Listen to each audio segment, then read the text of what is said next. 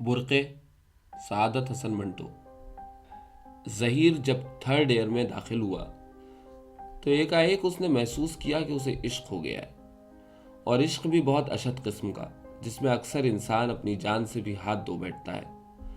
وہ کالج سے خوش خوش واپس آیا کہ تھرڈ ایئر میں یہ اس کا پہلا دن تھا۔ جو ہی وہ اپنے گھر میں داخل ہونے لگا، اس نے ایک برقع پوش لڑکی دیکھی جو ٹانگے میں سے اتر رہی تھی۔ اس نے ٹانگے میں سے اترتی ہوئی ہزارہا لڑکیاں دیکھی تھی، مگر وہ لڑکی جس کے ہاتھ میں چند کتابیں تھیں سیدھی اس کے دل میں اتر گئی۔ لڑکی نے ٹانگے والے کو کرایہ ادا کیا اور ظہیر کے ساتھ والے مکان میں چلی گئی۔ ظہیر نے سوچنا شروع کر دیا کہ اتنی دیر وہ اس کی موجودگی سے غافل کیسے رہا۔ اصل میں ظہیر آوارہ منش نوجوان نہیں تھا، اس کو صرف اپنی ذات سے دلچسپی تھی۔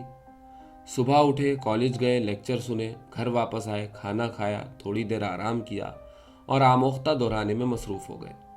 یوں تو کالج میں کئی لڑکیاں تھیں اس کی ہم جماعت، مگر ظہیر نے کبھی ان سے بات چیت نہیں کی تھی۔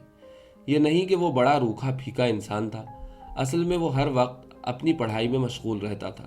مگر اس روز جب اس نے اس لڑکی کو ٹانگے پر سے اترتے دیکھا تو وہ پولیٹیکل سائنس کا تازہ سبق بالکل بھول گیا۔ خواجہ حافظ کے تمام نئے اشعار کے معنی اس کے ذہن سے پھسل گئے، اور وہ ان ہاتھوں کے متعلق سوچنے لگا جن میں کتابیں تھیں، پتلی پتلی سفید انگلیاں، ایک انگلی میں انگوٹھی، دوسرا ہاتھ جس نے ٹانگے والے کو کرایہ ادا کیا وہ بھی ویسا ہی خوبصورت تھا۔ ظہیر نے اس کی شکل دیکھنے کی کوشش کی، مگر نقاب اتنی موٹی تھی کہ اسے کچھ دکھائی نہ دیا۔ لڑکی تیز تیز قدم اٹھاتی اس کے ساتھ والے مکان میں داخل ہو گئی، اور ظہیر کھڑا دیر تک سوچتا رہا کہ اتنا کم فاصلہ ہونے کے باوجود وہ کیوں اس کی موجودگی سے غافل رہا۔ اپنے گھر میں جا کر اس نے پہلا سوال اپنی ماں سے یہ کیا، ہمارے پڑوس میں کون رہتے ہیں؟ اس کی ماں کے لیے یہ سوال بہت تعجب خیز تھا۔ کیوں؟ میں نے ایسے ہی پوچھا ہے، اس کی ماں نے کہا، مہاجر ہیں، ہماری ہی طرح۔ ظہیر نے پوچھا، کون ہیں، کیا کرتے ہیں؟ ماں نے جواب دیا، باپ بیچاروں کا مر چکا ہے، ماں تھی وہ عمر کے ہاتھوں معذور تھی، اب 3 بہنیں اور ایک بھائی ہے، بھائی سب سے بڑا ہے، وہی باپ سمجھو وہی ماں، بہت اچھا لڑکا ہے، اس نے اپنی شادی بھی اس لیے نہیں کی کہ اتنا بوجھ اس کے کاندھوں پر ہے۔ ظہیر کو 3 بہنوں کے اس بوجھ سے کوئی دلچسپی نہیں تھی جو اس کے اکلوتے بھائی کے کاندھوں پر تھا۔ وہ صرف اس لڑکی کے بارے میں جاننا چاہتا تھا جو ہاتھ میں کتابیں لیے ساتھ والے گھر میں داخل ہوئی تھی۔ یہ تو ظاہر تھا کہ وہ ان 3 بہنوں میں سے ایک تھی۔ کھانے سے فارغ ہو کر وہ پنکھے کے نیچے لیٹ گیا۔ اس کی عادت تھی کہ وہ گرمیوں میں کھانے کے بعد 1 گھنٹے تک ضرور سویا کرتا تھا، مگر اس روز اسے نیند نہ آئی۔ وہ اس لڑکی کے متعلق سوچتا رہا جو اس کے پڑوس میں رہتی تھی۔ کئی دن گزر گئے مگر ان کی مدبھیڑ نہ ہوئی۔ کالج سے آ کر اس نے سینکڑوں مرتبہ کوٹھے پر گھنٹوں دھوپ میں کھڑے رہ کر اس کی آمد کا انتظار کیا، مگر وہ نہ آئی۔ ظہیر مایوس ہو گیا۔ وہ بہت جلد مایوس ہو جانے والا آدمی تھا۔ اس نے سوچا کہ یہ سب بیکار ہے، مگر عشق کہتا تھا کہ یہ بیکاری ہی سب سے بڑی چیز ہے۔ عشق میں سب سے پہلے عاشق کو اس چیز سے واسطہ پڑتا ہے، جو گھبرایا وہ گیا۔ چنانچہ ظہیر نے اپنے دل میں عہد کر لیا کہ پہاڑ بھی ٹوٹ پڑے تو وہ گھبرائے گا نہیں، اپنے عشق میں ثابت قدم رہے گا۔ بہت دنوں کے بعد جب وہ سائیکل پر کالج سے واپس آ رہا تھا، اس نے اپنے آگے ایک ٹانگا دیکھا جس میں ایک برقع پوش لڑکی بیٹھی تھی۔ اس کا قیاس بالکل درست نکلا کیونکہ یہ وہی لڑکی تھی۔ ٹانگا رکا، ظہیر سائیکل پر سے اتر پڑا۔ لڑکی کے ایک ہاتھ میں کتابیں تھیں، دوسرے ہاتھ سے اس نے ٹانگے والے کو کرایہ ادا کیا اور چل پڑی، مگر ٹانگے والا پکارا، اے بی بی جی، یہ کیا دیا تم نے؟ اس کے لہجے میں بدتمیزی تھی۔ لڑکی رکی، پلٹ کر اس نے ٹانگے والے کو اپنے برقعے کی نقاب میں سے دیکھا۔ کیوں، کیا بات ہے؟ ٹانگے والا نیچے اتر آیا اور ہتھیلی پر اٹھنی دکھا کر کہنے لگا، یہ 8 آنے نہیں چلیں گے۔ لڑکی نے مہین لرزاں آواز میں کہا، میں ہمیشہ 8 آنے ہی دیا کرتی ہوں۔ ٹانگے والا بڑا واہیات قسم کا آدمی تھا، بولا، وہ آپ سے رعایت کرتے ہوں گے، مگر… یہ سن کر ظہیر کو طیش آ گیا۔ سائیکل چھوڑ کر آگے بڑھا، آؤ دیکھا نہ تاؤ، ایک مکہ ٹانگے والے کی ٹھوڑی کے نیچے جما دیا۔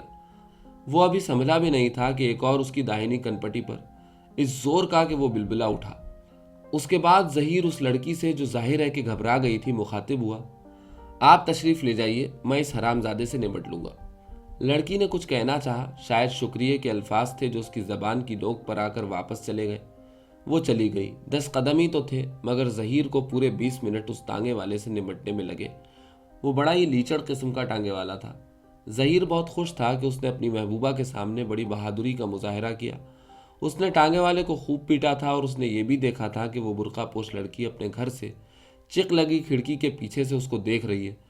ये देखकर ज़हीर ने 2 घूंसे और उस कोचवान की ठोड़ी के नीचे जमा दिए थे। उसके बाद ज़हीर सर से पैर तक उस बुर्कापोश की मोहब्बत में गिरफ्तार हो गया। उसने अपनी वालदा से मज़ीद इस्तफसार किया तो उसे मालूम हुआ कि उस लड़की का नाम यास्मीन है।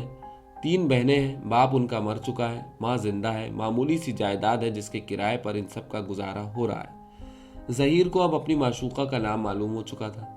चुनांचे उसने यास्मीन के नाम कई ख़त कॉलेज में बैठकर लिखे मगर फाड़ डाले।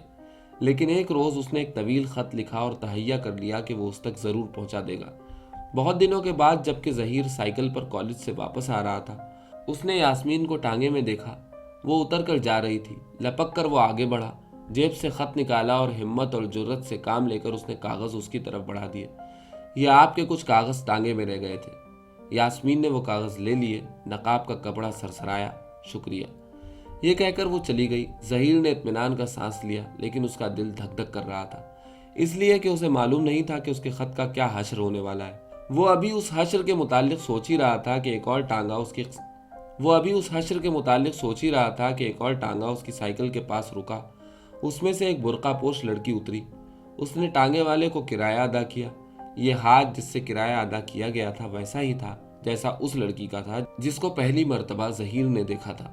किराया अदा करने के बाद ये लड़की उस मकान में चली गई जहां यास्मीन गई थी। ज़हीर सोचता रह गया, लेकिन उसको मालूम था कि 3 बहनें हैं, हो सकता है कि ये लड़की यास्मीन की छोटी बहन हो। ख़त देकर ज़हीर ने यह समझा था कि आधा मैदान मार लिया है, पर जब दूसरे रोज़ उसे कॉलेज जाते वक्त एक छोटे से लड़के ने कागज़ का एक पुर्जा दिया तो उसे यकीन हो गया कि पूरा मैदान मार लिया गया है। लिखा था, आपका मोहब्बत नामा मिला। जिन जज्बात का इजहार आपने किया है उसके मुतालिक मैं आपसे क्या कहूँ, मैं इससे आगे कुछ नहीं कह सकती। मुझे अपनी लौंडी समझिए। ये रुका पढ़कर ज़हीर की बाँछें खिल गईं। कॉलेज में कोई पीरियड अटेंड न किया, बस सारा वक्त बाग में घूमता और उस रुके को पढ़ता रहा। 2 दिन गुजर गए मगर यास्मीन की मुठभेड़ न हुई। उसको बहुत कोफ्त हो रही थी, इसलिए कि उसने एक लंबा चौड़ा मोहब्बत भरा ख़त लिख दिया था और वो चाहता था कि जल्द अज जल्द उस तक पहुंचा दे। तीसरे रोज़ आखिरकार वो ज़हीर को टांगे में नजर आई। जब वो किराया अदा कर रही थी, साइकिल एक तरफ गिराकर वो आगे बढ़ा और यास्मीन का हाथ पकड़ लिया। हुजूर, ये आपके चंद कागजात टांगे में रह गए थे। यास्मीन ने एक झटके, गुस्से से भरे हुए झटके के साथ अपना हाथ छुड़ाया और तेज लहजे में कहा, बदतमीज कहीं के, शर्म नहीं आती तुम्हें? ये कहकर वो चली गई और ज़हीर के मोहब्बत भरे ख़त के कागज़ सड़क पर फड़फड़ाने लगे। वो सख्त हैरत ज़दा था कि वो लड़की जिसने ये कहा था कि मुझे अपनी लौंडी समझिए, इतनी रऊनत से क्यों पेश आती है। लेकिन फिर उसने सोचा कि शायद ये भी अंदाज़े दिलरुबाना है। दिन गुजरते गए मगर ज़हीर के दिलो दिमाग में यास्मीन के ये अल्फाज हर वक्त गूंजते रहते थे, बदतमीज़ कहीं के, शर्म नहीं आती तुम्हें। लेकिन इसके साथ ही उसे उस रुके के अल्फाज याद आते जिसमें ये लिखा था, मुझे अपनी लौंडी समझिए। ज़हीर ने उस दौरान में कई ख़त लिखे और फाड़ डाले। वो चाहता था कि मुनासिब व मौजू अल्फाज में यास्मीन से कहे कि उसने बदतमीज़ कहकर उसकी और उसकी मोहब्बत की तौहीन की है, मगर उसे ऐसे अल्फाज नहीं मिलते थे। वो ख़त लिखता था मगर जब उसे पढ़ता तो उसे महसूस होता कि वो गैर मामूली तौर पर दुरुस्त है। एक दिन जबकि वो बाहर सड़क पर अपनी साइकिल के अगले पहिए में हवा भर रहा था, एक लड़का आया और उसके हाथ में एक लिफाफा देकर भाग गया। हवा भरने का पंप एक तरफ रख कर उसने लिफाफा खोला। एक छोटा सा रुका था जिसमें ये चंद सतरें मरकूम थी, आप इतनी जल्दी मुझे भूल गए। मोहब्बत के इतने बड़े दावे करने की ज़रूरत ही क्या थी। खैर, आप भूल जाएं तो भूल जाएं, आपकी कनीज़ आपको कभी भूल नहीं सकती। ज़हीर चकरा गया। उसने ये रुका बार बार पढ़ा। सामने देखा तो यास्मीन टांगे में सवार हो रही थी। साइकिल वहीं लिटाकर वो उसकी तरफ भागा। टांगा चलने ही वाला था कि उसने पास पहुंचकर यास्मीन से कहा, तुम्हारा रुका मिला है, खुदा के लिए तुम अपने को कनीज़ और लौंडी ना कहा करो, मुझे बहुत दुख होता है। यास्मीन के बुर्के की नकाब उछली। बड़े गुस्से से उसने ज़हीर से कहा, बदतमीज़ कहीं के, तुम्हें शर्म नहीं आती? मैं आज ही तुम्हारी माँ से कहूँगी कि तुम मुझे छेड़ते हो। टांगा चल ही रहा था, थोड़ी देर में निगाहों से ओझल हो गया। ज़हीर रुका हाथ में पकड़े सोचता रह गया कि यह मामला क्या है, मगर फिर उसे ख्याल आया कि माशूकों का रवैया कुछ इस किस्म का होता है। वो सरे बाजार इस किस्म के मुजाहिरों को पसंद नहीं करते। ख़तो किताबत के ज़रिए ही से कि ये एक खामोश तरीक़ा है, सारी बातें तय हो जाया करती हैं। चुनांचे उसने दूसरे रोज़ एक तवील ख़त लिखा और जब वो कॉलेज से वापस आ रहा था, टांगे में यास्मीन को देखा। वो उतर कर किराया अदा कर चुकी थी और घर की जानिब जा रही थी। ख़त उसके हाथ में दे दिया। उसने कोई एहतजाज न किया। ایک نظر اس نے اپنے برقعے کی نقاب میں سے ظہیر کی طرف دیکھا اور چلی گئی۔ ظہیر نے محسوس کیا تھا کہ وہ اپنی نقاب کے اندر مسکرا رہی تھی اور یہ بڑی حوصلہ افزا بات تھی۔ چنانچہ دوسرے روز صبح جب وہ سائیکل نکال کر کالج جانے کی تیاری کر رہا تھا، اس نے یاسمین کو دیکھا۔ شاید وہ ٹانگے والے کا انتظار کر رہی تھی۔ داہنے ہاتھ میں کتابیں پکڑی تھی، بایاں ہاتھ جھول رہا تھا۔ میدان خالی تھا، یعنی اس وقت بازار میں کوئی آمد و رفت نہ تھی۔ ظہیر نے موقع غنیمت سمجھا، جرأت سے کام لے کر اس کے پاس پہنچا اور اس کا ہاتھ جو کہ جھول رہا تھا پکڑ لیا اور بڑے رومانی انداز میں اس سے کہا، تم بھی عجیب لڑکی ہو، خطوں میں محبت کا اظہار کرتی ہو اور بات کریں تو گالیاں دیتی ہو۔ ظہیر نے بمشکل یہ الفاظ ختم کیے ہوں گے کہ یاسمین نے اپنی سینڈل اتار کر اس کے سر پر دھڑا دھڑ مارنا شروع کر دی۔ ظہیر بوکھلا گیا۔ یاسمین نے اس کو بے شمار گالیاں دی، مگر وہ بوکھلاہٹ کے باعث سن نہ سکا۔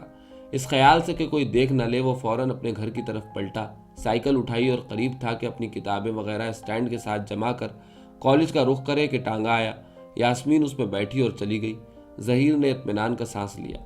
اتنے میں ایک اور برقع پوش لڑکی نمودار ہوئی، اسی گھر میں سے جس میں سے یاسمین نکلی تھی۔ اس نے ظہیر کی طرف دیکھا اور اس کو ہاتھ سے اشارہ کیا، مگر ظہیر ڈرا ہوا تھا۔ جب لڑکی نے دیکھا کہ ظہیر نے اس کا اشارہ نہیں سمجھا تو وہ اس سے قریب ہو کے گزری اور ایک رقعہ گرا کر چلی گئی۔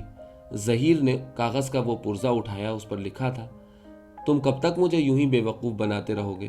تمہاری ماں میری ماں سے کیوں نہیں ملتی؟ آج پلازا سنیما پہ ملو، پہلا شو 3 بجے، پروین۔